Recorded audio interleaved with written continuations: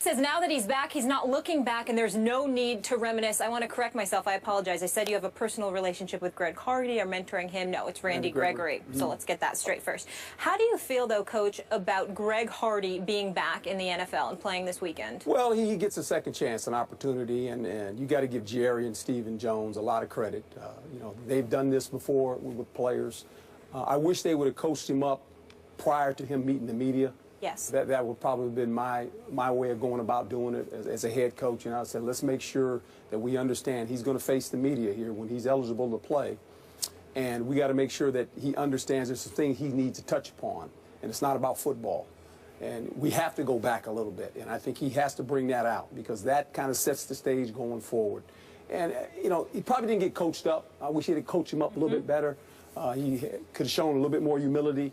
Being grateful to have this opportunity to come back. And you can't take the past away, obviously. You got to move forward. But he needed to be coached up. They coached him up on the offseason. They coached him up when they brought him in. And I think they dropped the ball a little bit here before he went to the media. Because that's, because you know the media, I say this as a media person now. They have an obligation to ask him these questions. Yes. I mean, that's what people want to know. I mean, besides he's a good pass rusher, a good football, we get that part of it. But it's the other part. You know, are you sorrowful for your you know, the way you have been portrayed? You know, and you don't have to get into everything, but you need to say something. And I think that kind of, they dropped the ball. Mishandled. So if you had been head coach of this team. Yes, sir. And you had had a vote in the situation, in the matter, would you have voted no to have him on your football team? Yes, I would have voted no. And what if your owner had said, gee, I just think we need him and I want to bring him in? You have no choice, well, right? If the owner says you bring him in, then I'm going to say I'm going to work with the guy. Okay. And I have no problem going forward. And if I know you... my personal opinion, this is what I was... Okay, that's good. I respect that. And if I know you, if you had Greg Hardy in your locker room and you knew this was going to be his first interview, you would have coached him up personally. Yes. Right? Yes, I'd have and brought said, him up hey, to my room. let's talk this out. Let's think this through. You'll probably get asked about X, Y, and Z. Now let's think about how to answer these questions. Yeah, and you know, I dealt with a guy, and you know him, Quincy Carter. We brought Quincy Carter in from the Dallas Cowboys. He was on the street, and Quincy had some issues. Yes, he did. And I told Quincy, here's the deal. Every Tuesday on the off day, you're going to come and you're going to sit with me in my office. We're going to spend an hour every Tuesday. And you got to be here every Tuesday. Off day, don't care about the off day. You come see me. We never talked about football. And we did that until he got ready, and then he actually played for us. Won 2 out of the 3 games. Yep. Chad went down. So, you know, that's me. Now, I'm not saying every coach has to do that, but I felt obligated, hey, I got to help this guy. Because if I can make him a better man, he's going to be a better football player. You think you helped a little bit? I think I did. And if you ask Quincy, he'll probably say that too. Yep. So, you know, that's kind of where it was for me personally. But every coach handles it different. I'm not saying my way is the best way. It's just the way I would have handled it. I really appreciate that. Stephen A. Conversation is a struggle for me, to be quite honest with you. I remember a few months ago when I was on the air and I was on my radio show and I was talking about how he got convicted via a bench trial in North Carolina.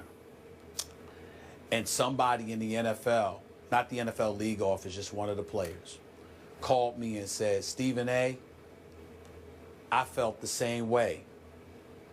The thing that I can't escape is that he has adamantly stated his innocence. Even after the judge convicted him on a bench trial, he didn't exercise his right to appeal the decision and go to a jury trial, at which time, obviously, the alleged victim could not be found, and supposedly later on we heard that there was a settlement that was reached because the DA could not find her. According to what I heard, I think he's guilty of sin.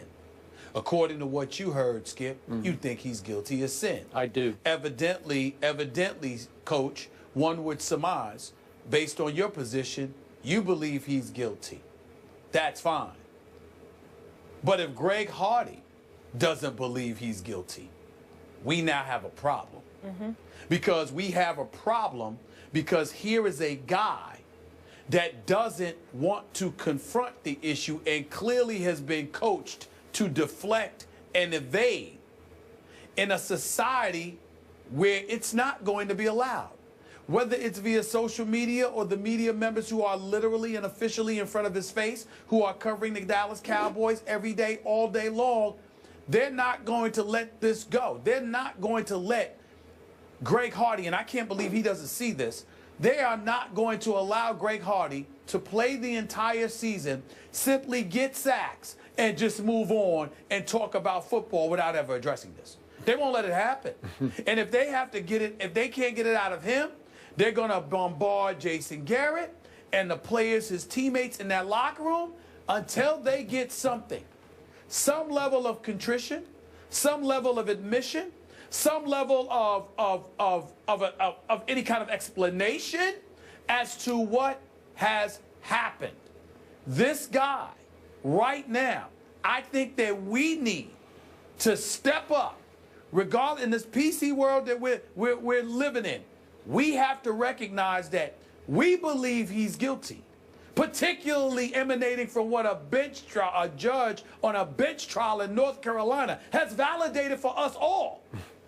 But this guy has said that he is innocent, and he has proclaimed his innocence, and he is acting like he has nothing to address. Somewhere along the way, somebody is going to have to deal with the reality that he believes along the way he didn't do something wrong. That's scary to me. It should be scary to us, no doubt. But it is a reality that we cannot escape. This guy clearly does not believe he did something wrong. You want to respond? No, you go. All right. Stephen A., thank you for what you just said. Can't tell you from my heart how much I agree with every word you just uttered.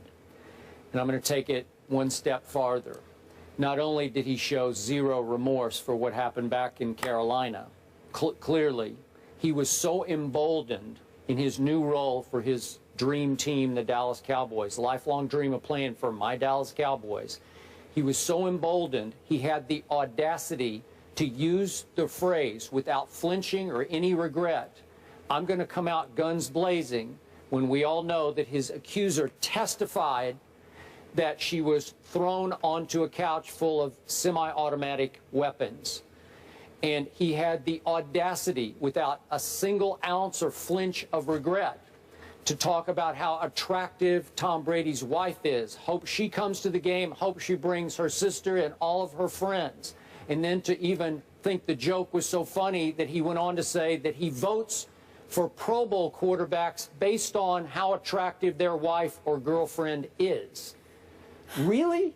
After all you've been through, you're going to go there already in your first Dallas Cowboy interview, the first week you're eligible to play for my Dallas Cowboys? And look, I don't want to be a hypocrite about this. My Cowboys, as you well know from your many years, they have a long history of having troubled players in their locker rooms, renegades, lawbreakers. I could go on and on. I wrote a whole book about it called God's Coach. Tom Landry had a whole locker room. You know all this. Yeah. Okay, so I don't want to be a hypocrite here, but I did tell Stephen A. to start this show.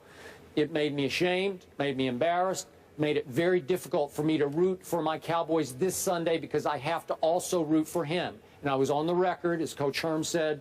I also said before Jerry signed him, I don't like it. I don't want him on my team. I think we will survive without him. And now it's almost like their season hinges upon the return of one Greg Hardy. You and Stephen A., you hit it. And I'll tell you this as we close this subject. I believe this. I've always lived my life this way. What we eventually do in the dark comes to the light. And so it'll all come to the light. No question. Sooner or later, it'll all come to the light. And as a woman, I really appreciate all your comments, remarks there, and your honesty. Thank you. Thank you. Herm, you're done. You're off the hot seat here, but you're moving on. We know you got a full day ahead. The Yankees, they're done too. One and done in the playoffs. Oh, that's too bad. Oh. That's too bad. So how much is A-Rod to blame for it? Oh, none. Stephen A., we know That's what Stephen he A's was going to team. do. That's the Yankees Stephen A's team. Yeah, it's Look, Stephen there he A's is. spot in New Man of the York. moment. Dallas Cowboys. We'll get into it next. Thanks, Coach. Thank you.